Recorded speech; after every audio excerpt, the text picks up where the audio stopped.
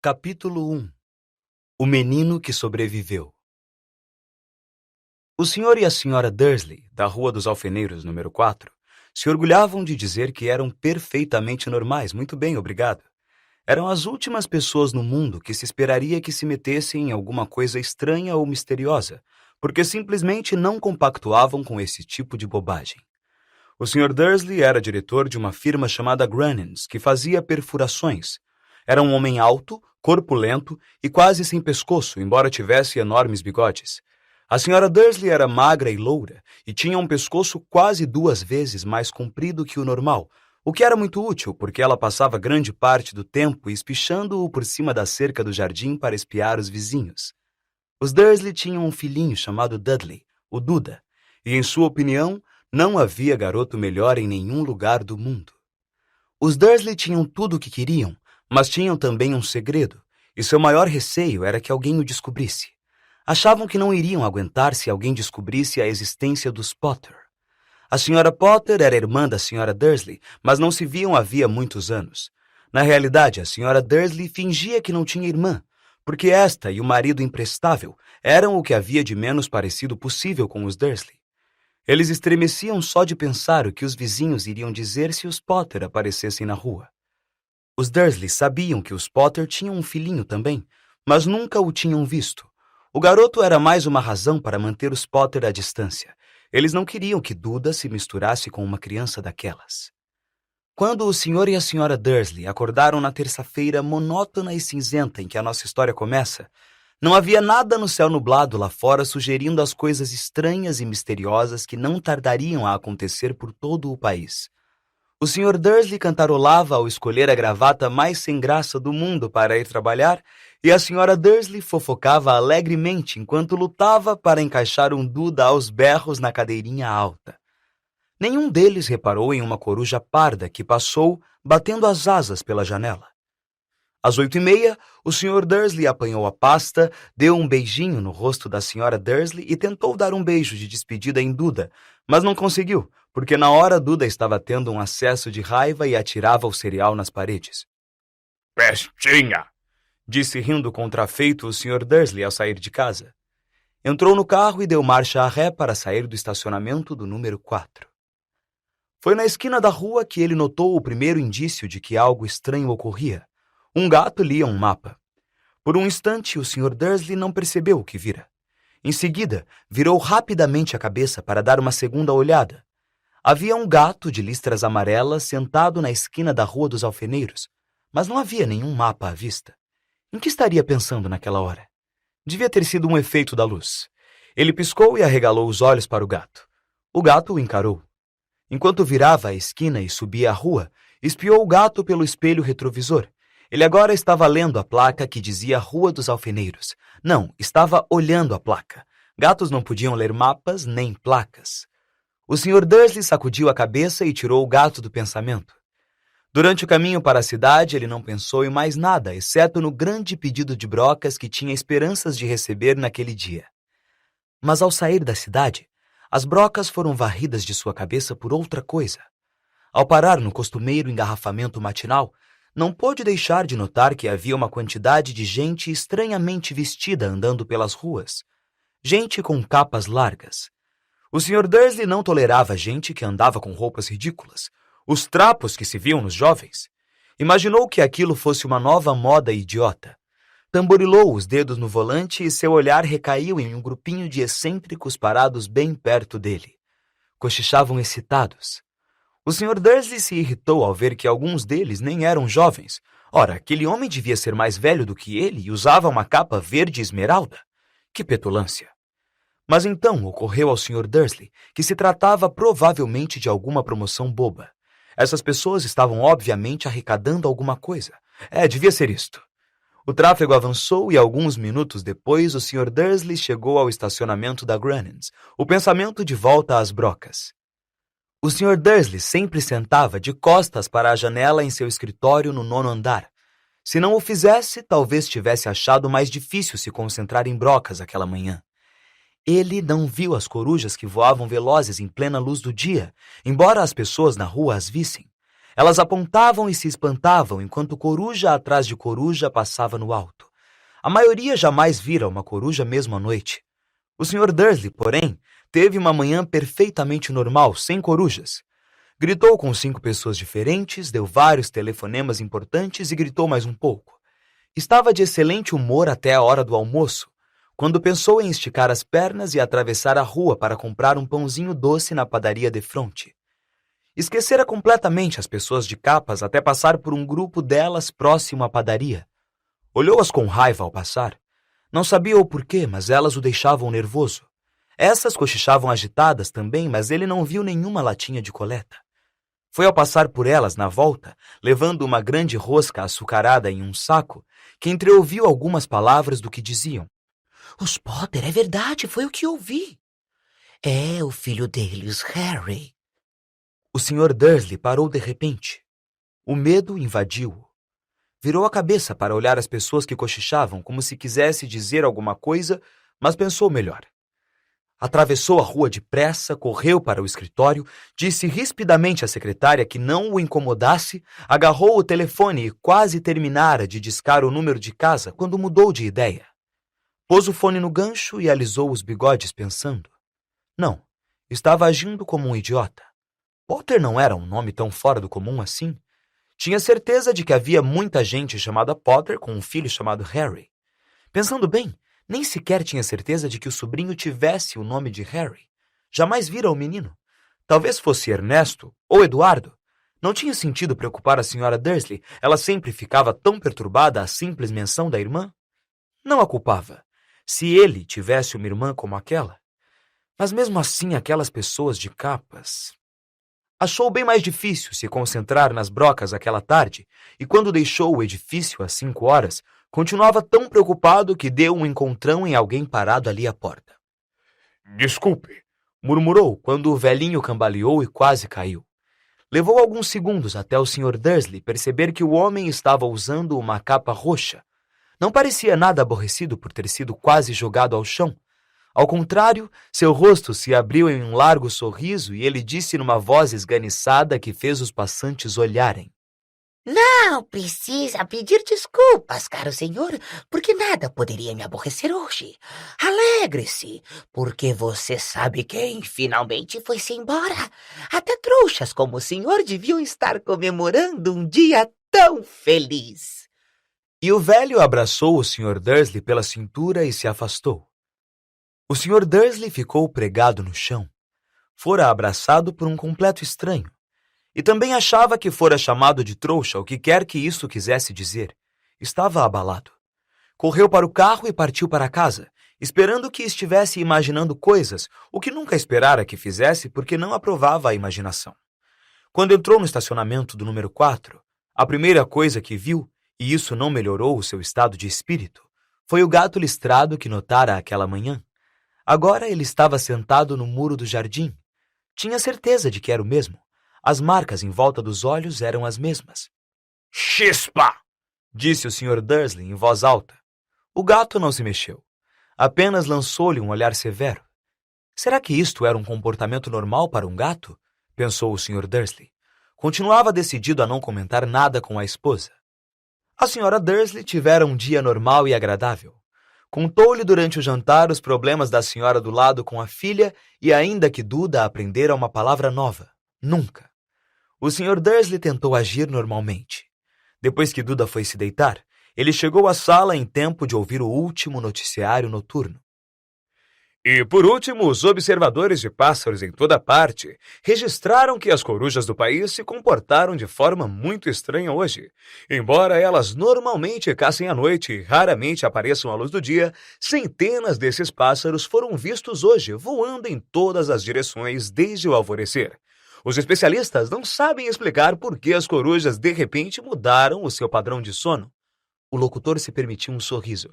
Muito misterioso. E agora com Jorge Mendes, o nosso boletim meteorológico. Vai haver mais tempestades de coruja hoje à noite, Jorge? Bom, Eduardo, disse o meteorologista, Não sei lhe dizer, mas não foram só as corujas que se comportaram de modo estranho hoje. Ouvintes de todo o país têm telefonado para reclamar que, em vez do aguaceiro que prometi para ontem, eles têm tido chuvas de estrelas. Talvez alguém ande festejando a noite das fogueiras uma semana mais cedo este ano, mas posso prometer para hoje uma noite chuvosa. O Sr. Dursley ficou paralisado na poltrona. Estrelas cadentes em todo o país? Corujas voando durante o dia? Gente misteriosa usando capas por todo lado? E um cochicho a respeito dos Potter. A Sra. Dursley entrou na sala trazendo 2 xícaras de chá. Não adiantava, teria que lhe dizer alguma coisa. Pigarreou nervoso. Petúnia, querida, você não tem tido notícias de sua irmã ultimamente? Conforme esperava, a Sra. Dursley pareceu chocada e aborrecida. Afinal, normalmente fingiam que ela não tinha irmã. Não. Respondeu ela seca. Por quê? Uma notícia engraçada, Murmurou o Sr. Dursley. Corujas, estrelas cadentes, e vi uma porção de gente de aparência estranha na cidade hoje. E daí? Cortou a Sra. Dursley. Bem, pensei, talvez tivesse alguma ligação com, sabe, o pessoal dela. A Sra. Dursley bebericou o chá com os lábios contraídos. O Sr. Dursley ficou em dúvida se teria coragem de lhe contar que ouvira o nome Potter. Decidiu que não. Em vez disso, falou com a voz mais displicente que pôde. O filho deles teria mais ou menos a idade do Duda agora, não?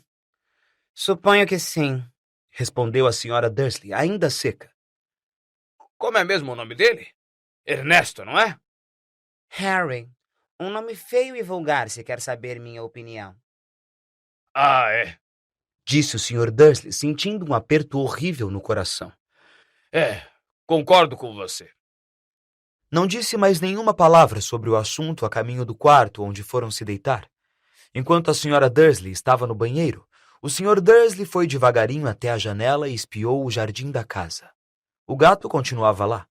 Observava o começo da Rua dos Alfeneiros como se esperasse alguma coisa. Estaria imaginando coisas? Será que tudo isso teria ligação com os Potter? Se tinha, se transpirasse que eram aparentados com um casal de... Bem, ele achava que não aguentaria. Os Dursley se deitaram. A Sra. Dursley adormeceu logo, mas o Sr. Dursley continuou acordado, pensando no que acontecera. Seu último consolo antes de adormecer foi pensar que mesmo que os Potter estivessem envolvidos, não havia razão para se aproximarem dele e da Sra. Dursley. Os Potter sabiam muito bem o que pensavam deles e de gente de sua laia. Não via como ele e Petúnia poderiam se envolver com nada que estivesse acontecendo. O Sr. Dursley bocejou e se virou. Isso não poderia afetá-los. Como estava enganado. O Sr. Dursley talvez estivesse mergulhando em um sono inquieto, mas o gato no muro lá fora não mostrava sinais de sono. Continuava sentado, imóvel como uma estátua, os olhos fixos na esquina mais distante da Rua dos Alfeneiros. E nem sequer estremeceu quando uma porta de carro bateu na rua seguinte, nem mesmo quando 2 corujas mergulharam do alto. Na verdade, era quase meia-noite quando o gato se mexeu. Um homem apareceu na esquina que o gato estivera vigiando. Apareceu tão súbita e silenciosamente que se poderia pensar que tivesse saído do chão. O rabo do gato mexeu ligeiramente e seus olhos se estreitaram. Ninguém jamais vislumbrara nada parecido com este homem na Rua dos Alfeneiros. Era alto, magro e muito velho, a julgar pelo prateado dos seus cabelos e de sua barba, suficientemente longos para prender no cinto. Usava vestes longas, uma capa púrpura que arrastava pelo chão e botas com saltos altos e fivelas. Seus olhos azuis eram claros, luminosos e cintilantes por trás dos óculos em meia-lua, e o nariz muito comprido e torto, como se o tivesse quebrado pelo menos 2 vezes. O nome dele era Alvo Dumbledore. Alvo Dumbledore não parecia ter consciência de que acabara de pisar numa rua onde tudo, desde o seu nome às suas botas, era mal visto.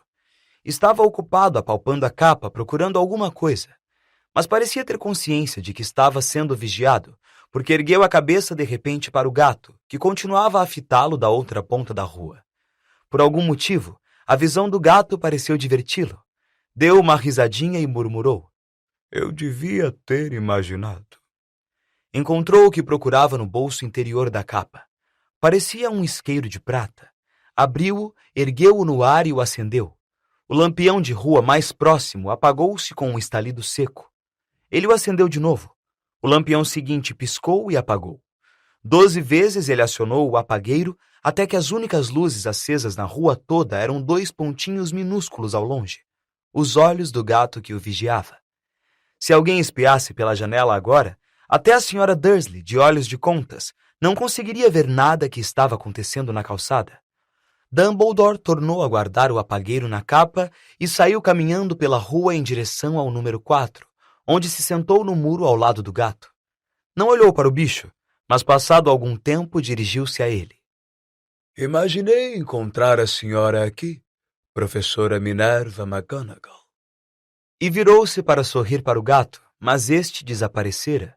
Em vez dele, viu-se sorrindo para uma mulher de aspecto severo que usava óculos de lentes quadradas, exatamente do formato das marcas que o gato tinha em volta dos olhos. Ela também usava uma capa esmeralda. Trazia os cabelos negros presos num coque apertado e parecia decididamente irritada. — Como soube que era eu? Perguntou. — Minha cara professora, nunca vi um gato se sentar tão duro. — O senhor estaria duro se tivesse passado o dia todo sentado em um muro de pedra, respondeu a professora Minerva. — O dia todo? Quando podia estar comemorando? Devo ter passado por mais de 10 festas e banquetes a caminho daqui. A professora fungou aborrecida. — Ah, sim, vi que todos estão comemorando, disse impaciente. Era de esperar que fossem um pouco mais cautelosos, mas não. Até os trouxas notaram que alguma coisa estava acontecendo. Deu no telejornal. Ela indicou com a cabeça as salas escuras dos Dursley. Eu ouvi bandos de corujas, estrelas cadentes. Ora, eles não são completamente idiotas. Não podiam deixar de notar alguma coisa? Estrelas cadentes em Kent. Aposto que foi coisa do Dédalo Diggle. Ele nunca teve muito juízo. Você não pode culpá-los, ponderou Dumbledore educadamente. Temos tido muito pouco o que comemorar nos últimos 11 anos.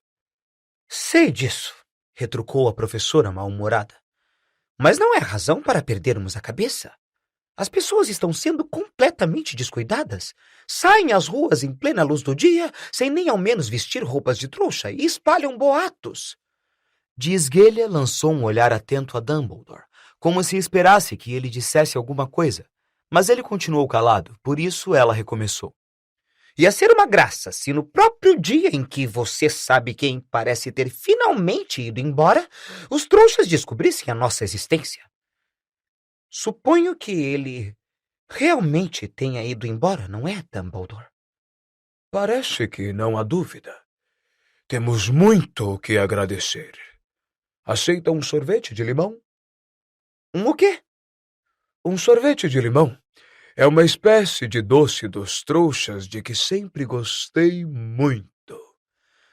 Não, obrigada, disse a professora Minerva com frieza, como se não achasse que o momento pedia sorvetes de limão. Mesmo que você sabe quem tenha ido embora. Minha cara professora, com certeza uma pessoa sensata como a senhora pode chamá-lo pelo nome. Toda essa bobagem de você sabe quem, há 11 anos venho tentando convencer as pessoas a chamá-lo pelo nome que recebeu. Voldemort. A professora franziu o rosto, mas Dumbledore, que estava separando 2 sorvetes de limão, pareceu não reparar. Tudo fica tão confuso quando todos não param de dizer você sabe quem. Nunca vi nenhuma razão para ter medo de dizer o nome de Voldemort. Sei que não vê, disse a professora, parecendo meio exasperada, meio admirada. Mas você é diferente. Todo mundo sabe que é o único de quem você sabe. Ah, está bem, de quem Voldemort tem medo. Isto é um elogio, disse Dumbledore calmamente. Voldemort tinha poderes que nunca tive. Só porque você é muito... Bem, nobre para usá-los. É uma sorte estar escuro. Nunca mais corei assim desde que Madame Pomfrey me disse que gostava dos meus abafadores de orelhas novos. A professora Minerva lançou um olhar severo a Dumbledore e disse: As corujas não são nada comparadas aos boatos que correm.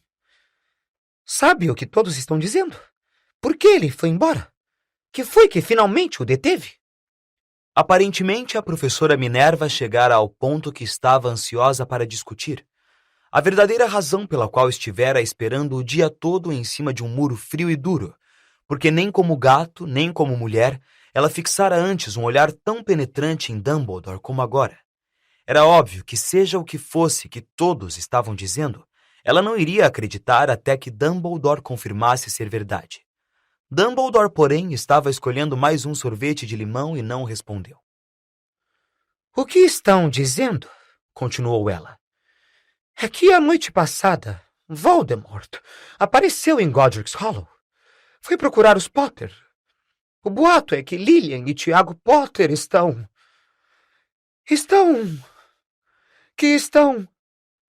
mortos.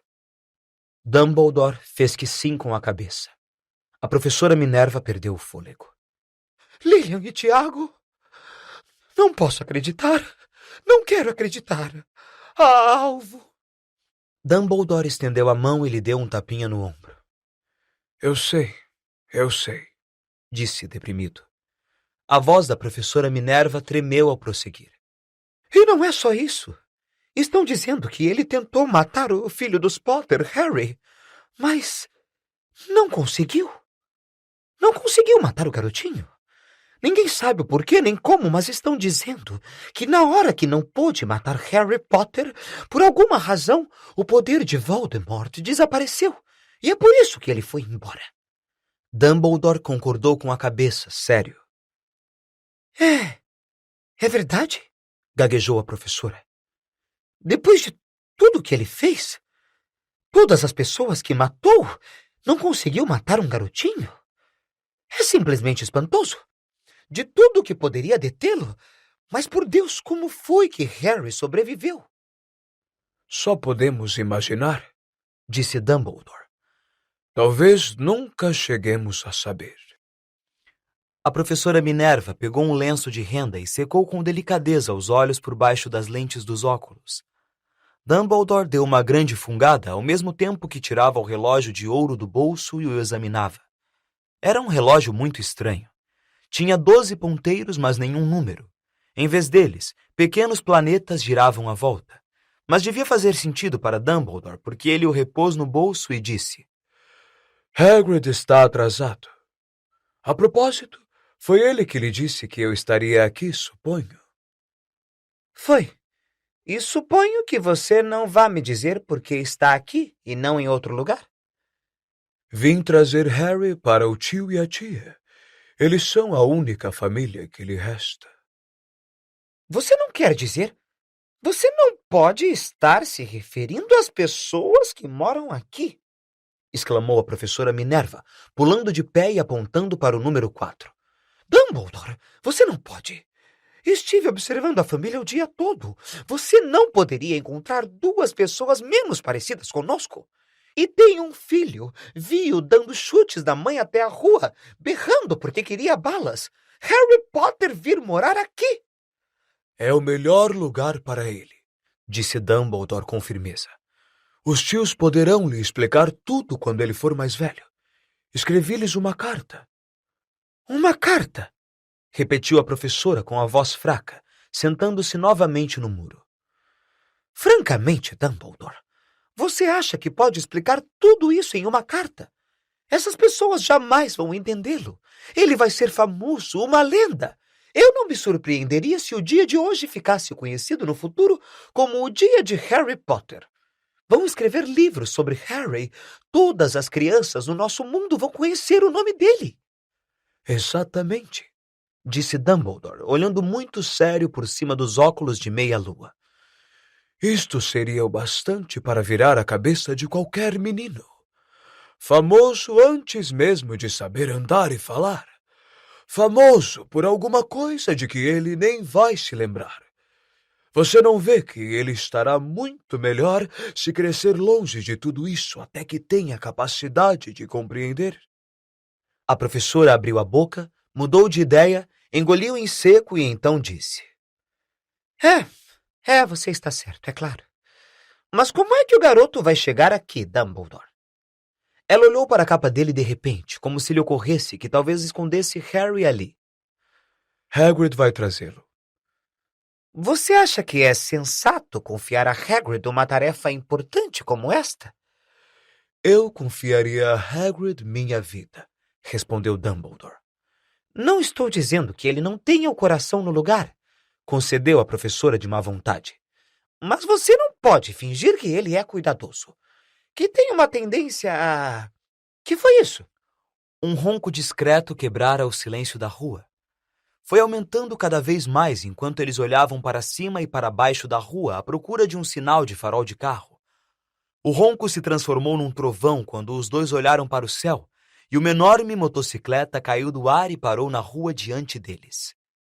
Se a motocicleta era enorme, não era nada comparada ao homem que a montava de lado. Ele era quase 2 vezes mais alto do que um homem normal e pelo menos 5 vezes mais largo.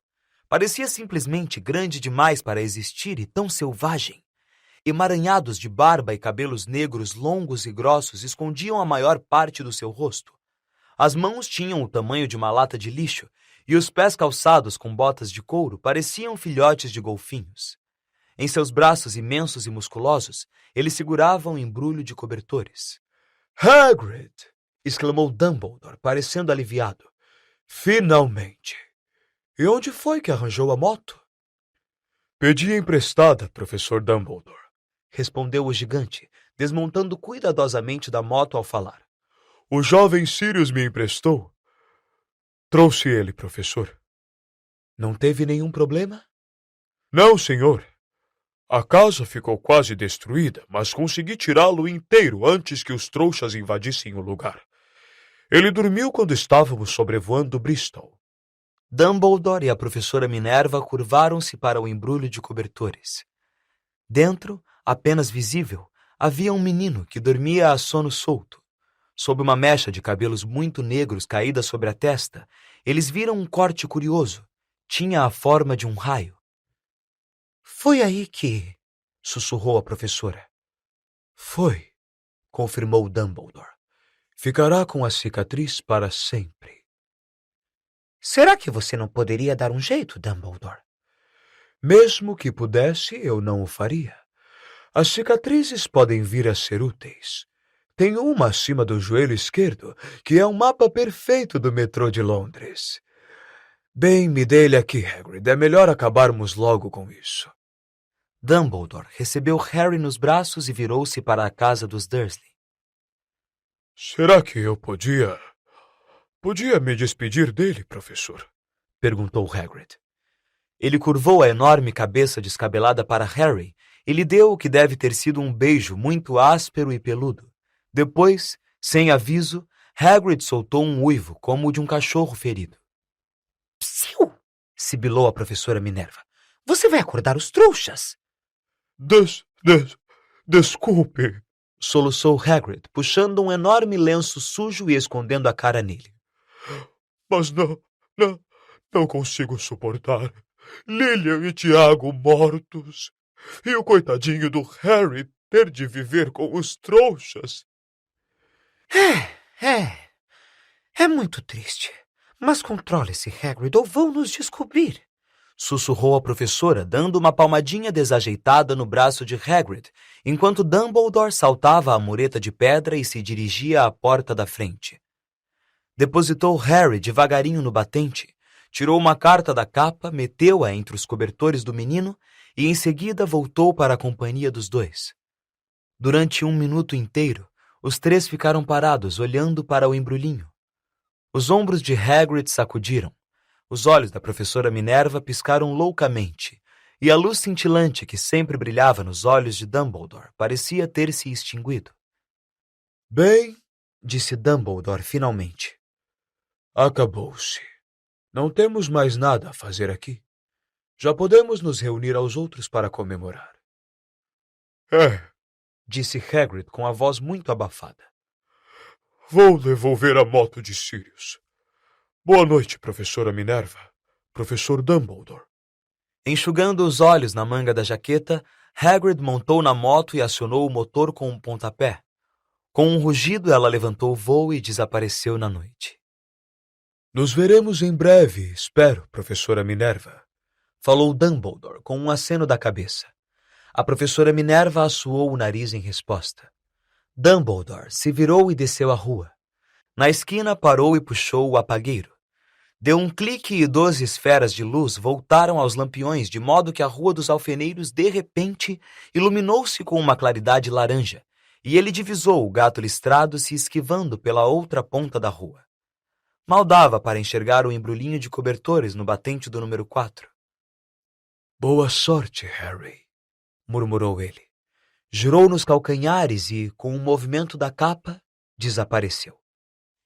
Uma brisa arrepiou as cercas bem cuidadas da Rua dos Alfeneiros, silenciosas e quietas sob o negror do céu, o último lugar do mundo em que alguém esperaria que acontecessem coisas espantosas. Harry Potter virou-se dentro dos cobertores sem acordar. Sua mãozinha agarrou a carta ao lado, mas ele continuou a dormir, sem saber que era especial, sem saber que era famoso, sem saber que iria acordar dentro de poucas horas com o grito da senhora Dursley ao abrir a porta da frente para pôr as garrafas de leite do lado de fora, nem que passaria as próximas semanas levando cutucadas e beliscões do primo Duda. Ele não podia saber que, neste mesmo instante, havia pessoas se reunindo em segredo em todo o país que erguiam copos e diziam com vozes abafadas: A Harry Potter, o menino que sobreviveu.